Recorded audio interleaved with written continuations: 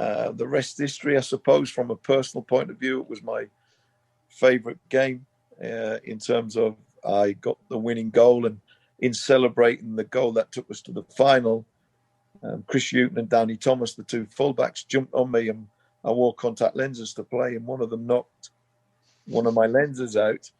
And incredibly, I didn't have a spare pair, but we saw this lens floating in the night air.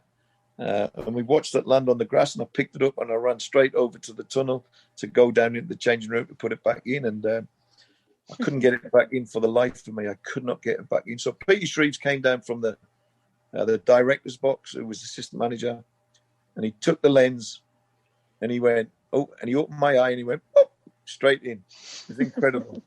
But picture the scene. Now, you have to sort of imagine this now, because it's rare in all of our... I can't set. It's rare in all of our lives that we have a moment. I'm going to take this watch off. He keeps listening on my conversation. Piss off, Siri. So if you can imagine the scene, in our lives, it's rare that any one of us gets to a moment in time that is just purely reserved for you. Nobody else is in the picture. Nobody else is. It's just you. And I came out of the dressing room to the tunnel.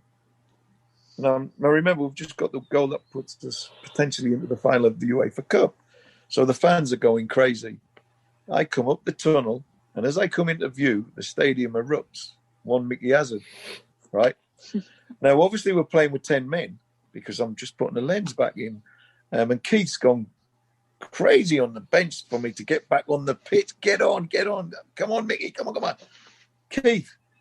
Hang on, Mick. Hang on, Keith. Let them just sing another minute, yeah? One Micky Hazard.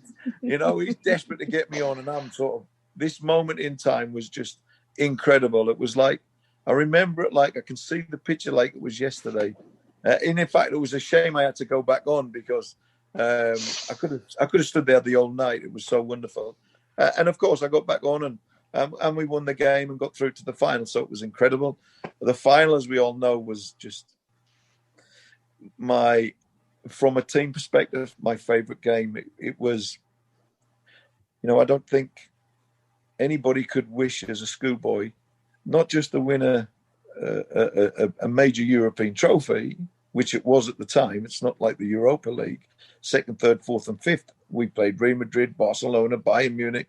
That the UEFA Cup was massive. And as a child to imagine that, God, I'm going to win a European trophy,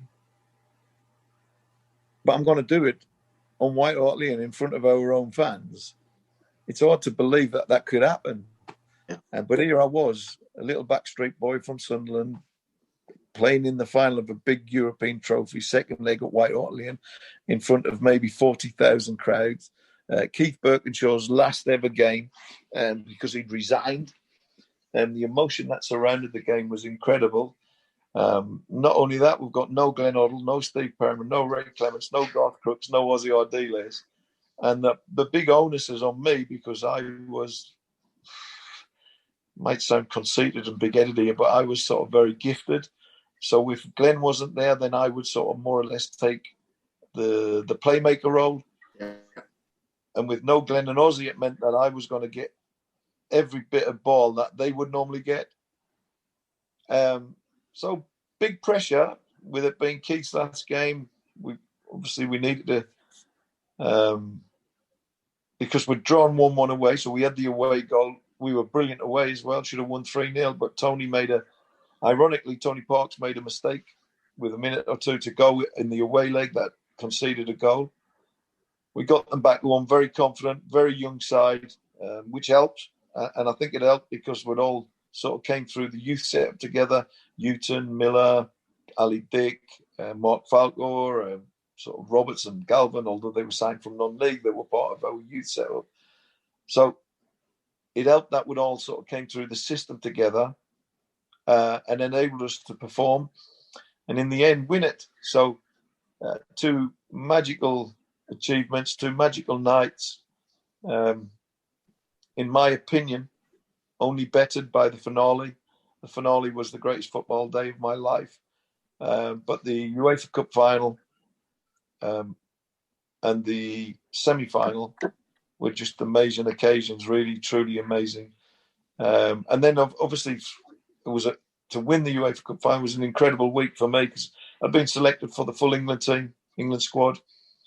And 3 days after the UEFA Cup final, I was subbed at Hampden Park against Scotland for the full England team with all my family present. So it was an amazing week of my life. Excellent. Goosebumps just listening to you, Mickey. Yes, I get them every time. Yeah, Much more than goosebumps, I get tears as well. Yeah, I can imagine. Yeah. And then I've got a question for you, Mickey. Yes. How do you think you'd have reacted to empty stadiums? How much of an effect do you think that really has?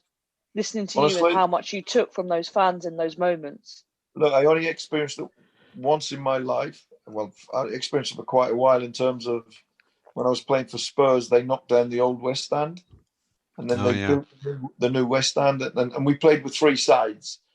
And it was the weirdest experience ever to play with no fans on one side of the stadium. So I think that football has been impacted massively. If you want my honest opinion, I think that no fans has made the game boring. Yeah. Because you can beat 6 men and there's nobody there to say, yeah, you know, I won it. I would absolutely hate it. There was nothing better than when the fans sang your name. It was amazing.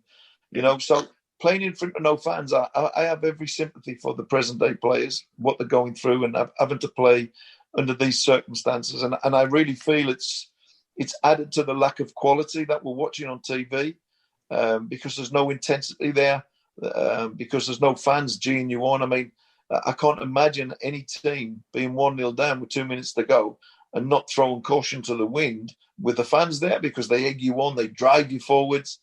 And it doesn't happen nowadays because the game sort of is played almost like it feels like a training game. So what these players must feel like inside of their heads, I do not know. I was the type of player who loved playing in front of fans. Some players love playing without fans. I couldn't bear it. If I was crap and the fan booed me, I hated it. But if I was good and the fans were singing my name, it was the best thing that's ever happened to me. I was on cloud 9.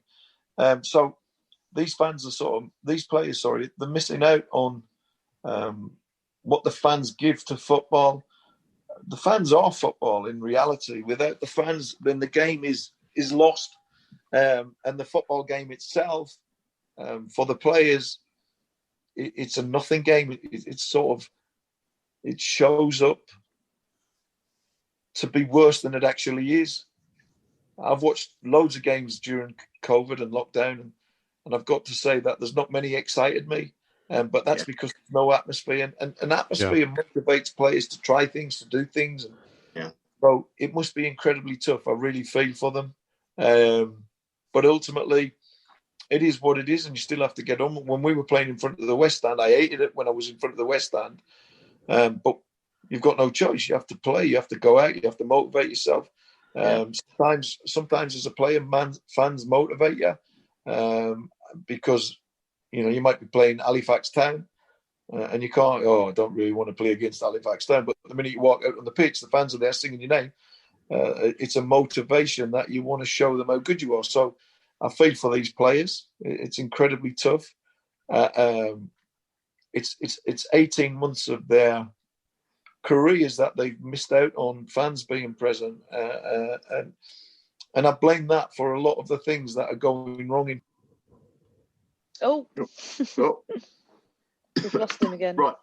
Whilst we wait for Mickey to rejoin, we go through. We've got a few Twitter questions. So we've been going for over an hour. So we'll try and rattle through a couple of them, and then I think a couple were aimed at Mickey. So hopefully he'll join back by the time we get through those. So first question is from Kieran at 12Kes12, and he says, "What do you guys think is the first thing that requires change at Spurs, and ultimately why?"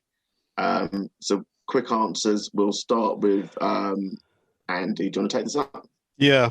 I think the thing that needs to change is our recruitment. That doesn't mean we have to go out and spend billions.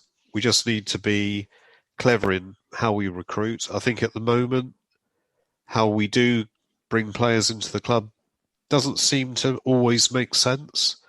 And there's so many questionable signings that we've had over the last few years that I think we've got to change it. We've just got to be better at that. So very, very quickly on that. And I mean, like, Leicester are playing Palace at the moment, okay? And Leicester are what, second or third in the league or whatever. Yeah. And excuse me, and they're doing really well. And like, if you look at their 11, if you take into account what Micky said about some of our players, like certainly the forwards and all of that, and you look at our players compared to Leicester's, you'd think, well, no, you wouldn't want some of their players. And if you look at, like, on paper, if you just look at them on paper, and if you look at, for example, on their bench, but an effective squad player who has been one of their starting 11 quite a lot in the season, is Mark Albrighton. Yep. Who was, like, I don't want to disrespect him at all, but as an average player, he's not, he was an average player. I think he was at Villa. He was at Villa, at Villa. He didn't pull up any trees, but he's an integral cog within the Leicester squad and how they play. So I still feel that it's more. I think the recruitment is. You're bang on about the recruitment, but I think it's the recruitment, and I think we've touched on this before. But it's the recruitment for the coach that's in situ. Yeah. Yes, it is. Getting players that marry up to his strength. So as you start, if we've got Guardiola, you have to buy. You have to go and spend 80, 90 million on each player.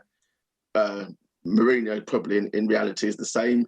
Yeah. He wanted young players that fit his profile, but sort of 70, 80 million pound players. So I think that's key. I think when we recruit the next manager, I think that manager needs to fit the club's profile and how they can. Sorry, guys.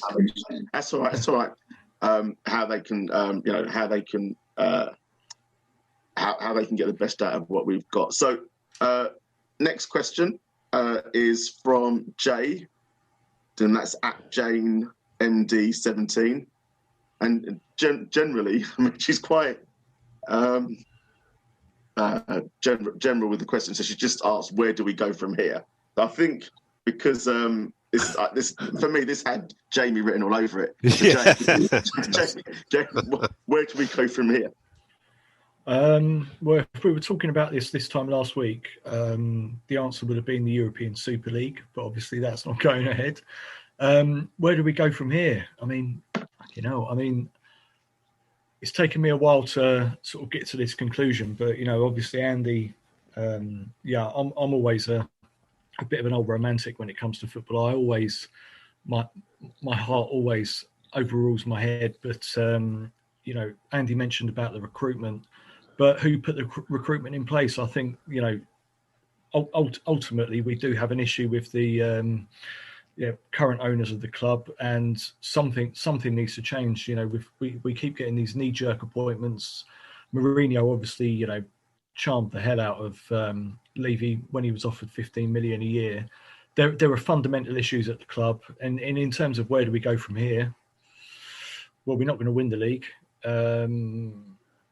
Hopefully we won't go down to the Championship, but it's getting desperate. We're talking about these sort of measures at the moment. We've got a squad full of players that don't appear to have any appetite, or if they do have the appetite, potentially they're not good enough, and they've been at the club for far too long. We've had players sticking around for 6, 7, they've got a bit stale. 8 years. It's gone stale like a loaf of old Kingsmill that's been on the side of the kitchen, for a couple of years. It's the title of the pod.